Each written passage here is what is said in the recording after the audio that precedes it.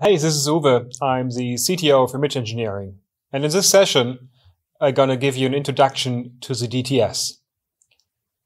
The DTS is developed for the automotive industries and for the specific issues that cameras in the automotive industry have. So we collected a lot of feedback from customers, specifically from Bosch in Germany, and developed the DTS. So even though Bosch was involved or giving some or setting up their wish list, it is an entire product that is developed by Image Engineering and owned by Image Engineering, so no influence on that side. The DTS, or Dynamic Test Stand, it has a capability other than a static target like an OECF or dynamic range target or color target, that it can create the scene and can change itself. So it's a computer controlled target for cameras that also allows to obtain new KPIs that are more sophisticated than traditional ones. So we do not measure like SNR, but we measure CDP. And we can also measure MMP to describe how flicker or flickering light sources influence the performance. So these are all KPIs that are rather new developed, but have the big benefit that they can overcome the issues with traditional measurement.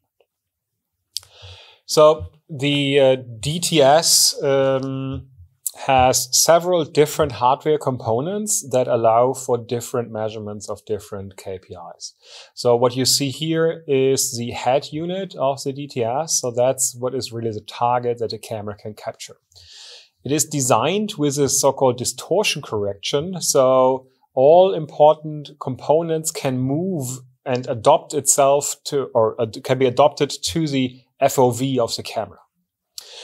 One very important part are the different light sources there. So 6 light sources that are used for the CDP measurement. Then all these light sources can also flicker. So for the MMP measurement, the modulated light mitigation probability. And then we have also the IQLED technology inside, so that we can create different colors to measure color separation probability. And you have moving components to see if you have some motion artifacts in your camera. So you see many different aspects are tested with these devices, and a lot of them, or most of them, are really specific and unique to the automotive environment. So for cameras, forward-looking cameras, ADAS cameras, because they really need to be reliable. Our life depends on these cameras. So the DTS features 7 white LED light sources that can also flicker and are used for the CDP, 2 multispectral LED light sources, so basically CAL2 devices. It has small single LEDs that can also be used for flickers, so for some flicker artifacts, and yeah, active mechanic viewing angle adaptation. Long word for distortion compensation. And everything is combined with a PC to touch control, so you can easily work with that. Yeah, as already said, so measurements that you can perform with that is the CDP, the contrast detection probability. I will talk about that later. And the MMP is a modulated light mitigation probability. A KPI under development, also in big discussions at some standardization groups, is the color separation probability. The hardware is already there prepared and can be used. So it's also about these units. So CDP and MMP are strongly discussed within IEEE P 2020, an international standardization group to address image quality for automotive imaging. As it is with standards groups, things seem to be longer than expected or take really some time, but we hope that by end of this year, 2020, or in the beginning of 2021, there will be first publications from the P2020 workgroup that will include CDP, MMP, and yeah, we'll see also with others. But we as Image Engineering are contributors to this work group. We work actively there, and we already have seen with many customers we work that these metrics do work very well, can be really a benefit for customers for using it. And we hope that also in the future this will be standardized via the IEEE P 2020. The DTS has a specific workflow, so we try to adopt to the daily use of testing cameras. So it's not, so we separated the software to different tasks, so made different softwares for that. So you have a sequence generator. So with that as a software, with that you create a certain sequence for controlling the DTS. So you can say at which intensities do I want to have my light sources, at which frequencies do my light sources flicker, and what colors do I see in my color patches and so on. So then you take the information to the DTS. So the sequence generation can be done in the office or somewhere. Then you bring this to the DTS, upload it there, and that's where you actually capture your camera. So that's where you capture the images of that specific sequence. So your device under test goes into the DTS, and then the sequence will be played, so the DTS will provide to the camera the signals as defined in the sequence. So you have a 7-segment part in the center of the DTS, so that will always be captured with the images, so that that is also stored within the images that were captured by the device under test. So that's where we have the link. And then you have the DTS evaluation software. That actually does the analysis. So this software then gets the data from the DTS and gets the data from the device under test.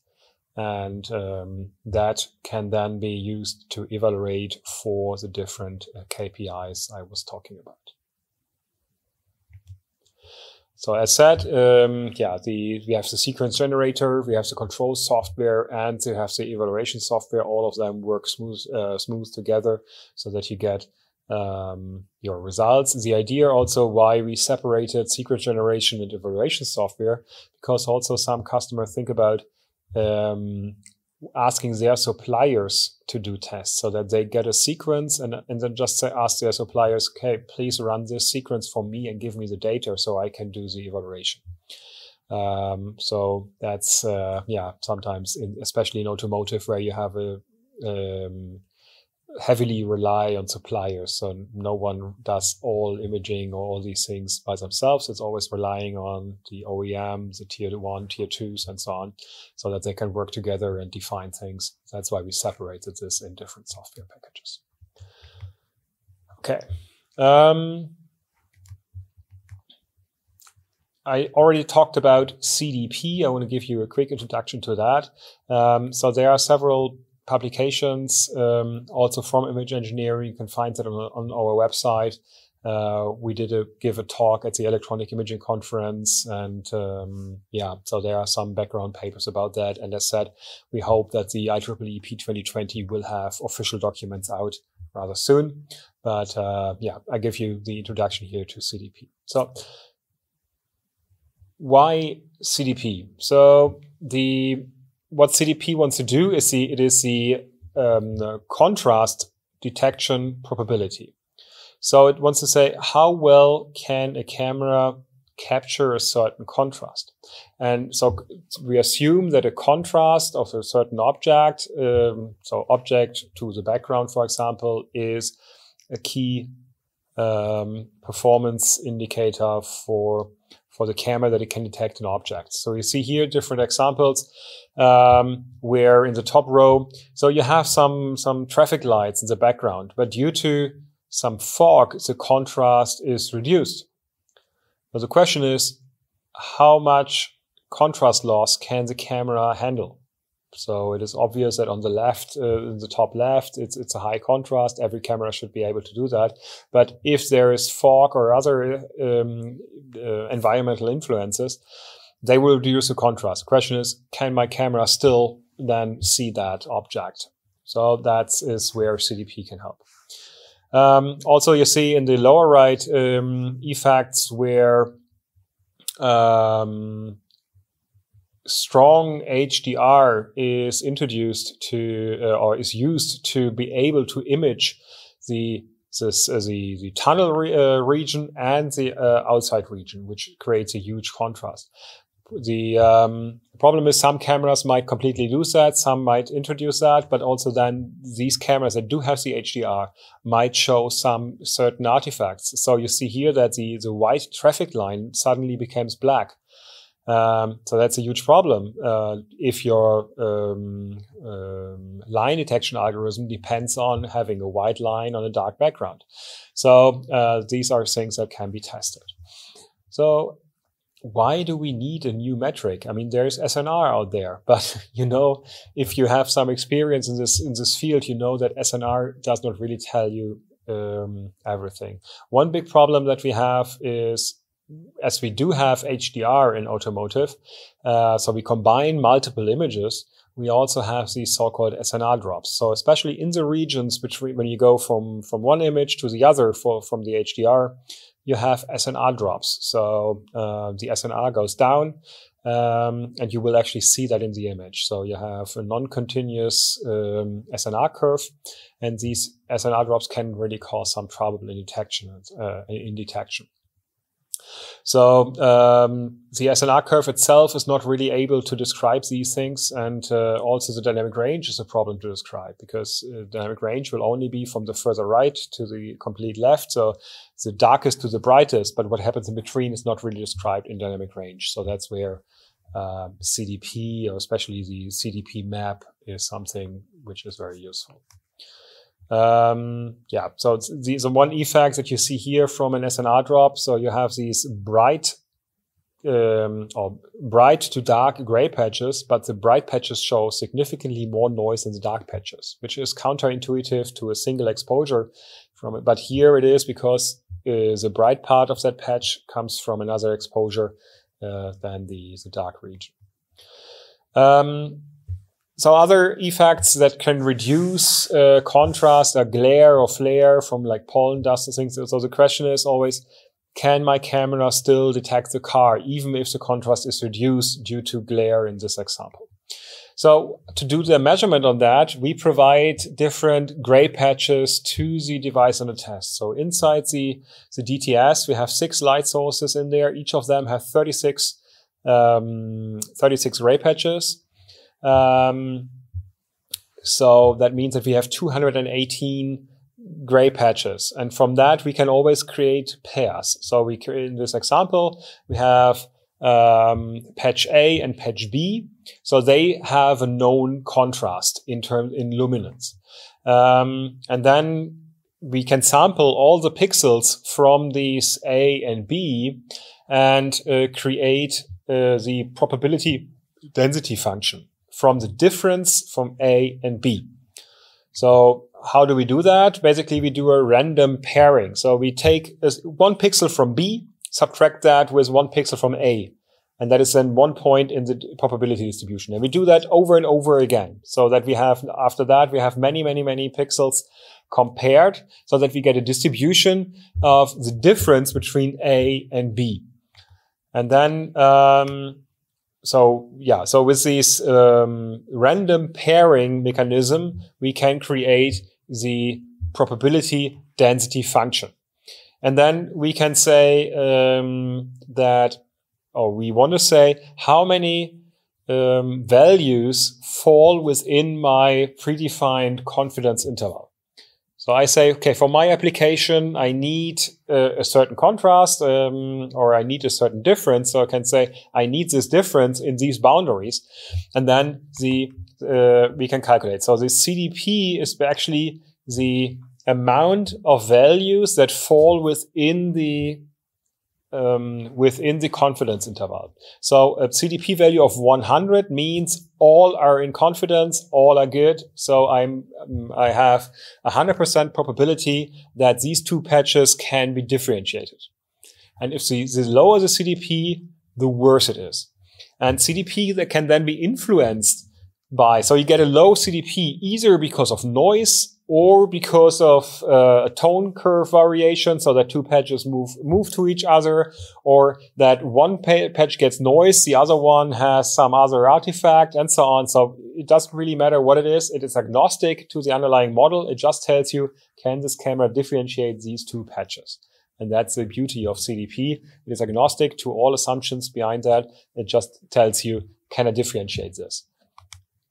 So as I said, we have 218 gray patches, but that might not be even enough. So we can also collect data over time. So we can change the intensity of light sources, and we just capture more and more images. So with that, we can create many, many different contrasts. We can create many different luminances and sample the data. So one comparison of one pair gives you one CDP value, and we can then combine a lot of them so that we get to or 3D or no, mostly it's used the 2D map, so that we have on the x-axis we have the luminance, on the y-axis we have the contrast, and encoded in color we have the CDP value. So that is, and the better the CDP value, the better or the higher the probability. So in this example, the yellow area means, okay, this is a contrast or a luminance range that the camera can test or can reproduce very well with 100% probability. But it gets into the orange or into the darker colors, it means there we have some problems. It cannot do that. And it's quite intuitive. The higher the contrast, the higher the luminance, the better the probability. And if I get into low contrast, low luminance, my CDP gets worse. And with that, we have some lines in there. So even if I have like multi-exposure HDR, we will see the regions between that. So instead of an SNR drop that I cannot really define, I see really regions where I lose information. So very powerful tool to evaluate camera, to see the performance, and to validate also a camera. So many customers, what they do, they have a certain sensor configuration and they want to know, okay, is this sensor configuration really doing what I want to do? And then they go to the DTS, they test the CDP for the sensor configuration, and they might see some, or if they see some issues, they try to solve it. So missing codes, so some overlap, mitigation problems, and so on. And when that is finished, then they go driving, testing the camera in the outside world. But with all these tests that have then been done before in the DTS, they can save a lot of miles, because many issues they would normally just experience in driving, they will already see in the lab. So that means feedback from customers is that with the DTS, they could reduce the test driving a lot. And that is having people driving around thousands and thousands of miles or kilometers is really something that costs a lot, that's time consuming. So with the DTS, you can do that much faster.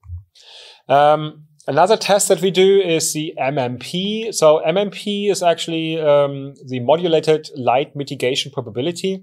So it addresses a problem that you can see here. So the traffic light that you see there with the 80 speed limit is using pulse width modulation. It's LED based. And if you have now a short exposure time from your camera, you run into problems to render it properly. So you get this black. So that is, of course, a problem, this flicker. So you want to measure how well can my camera handle it. And more sensors nowadays have a flicker mitigation. So they have a technology in the sensor that is supposed to suppress artifacts.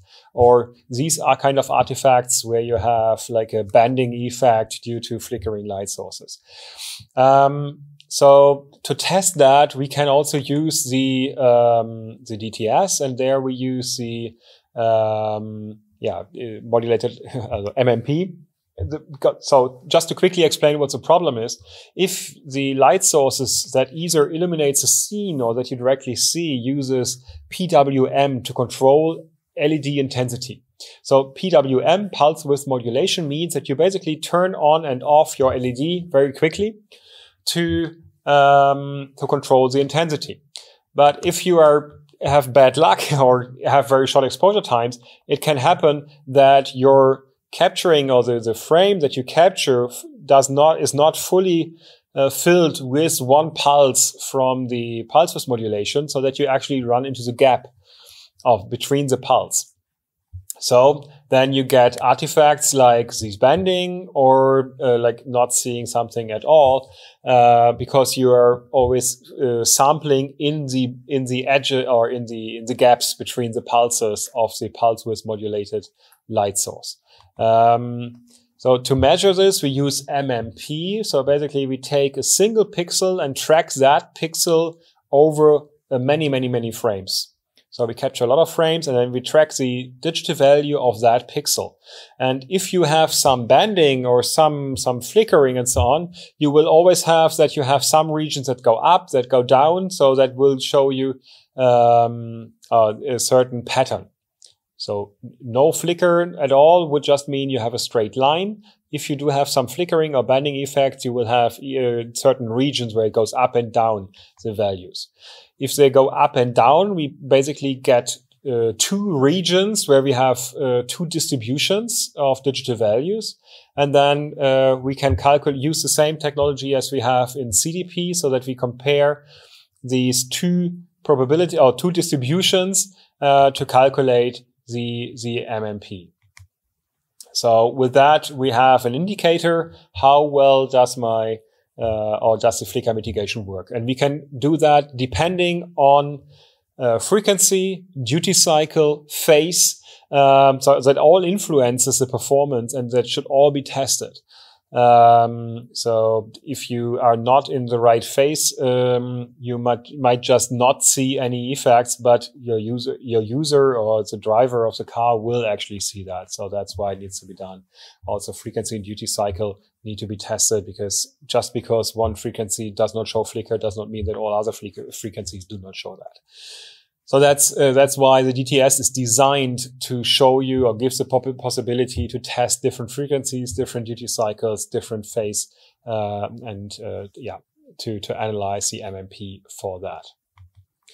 Okay, so thanks a lot for watching this video. I hope I gave you a short introduction to the DTS, and I triggered your interest in that. So we are happy to provide more details and discuss your specific need with that, with our team worldwide, with our office in China specifically, if you with our team in China as well. So thanks for watching, and then talk to you soon. Thank you.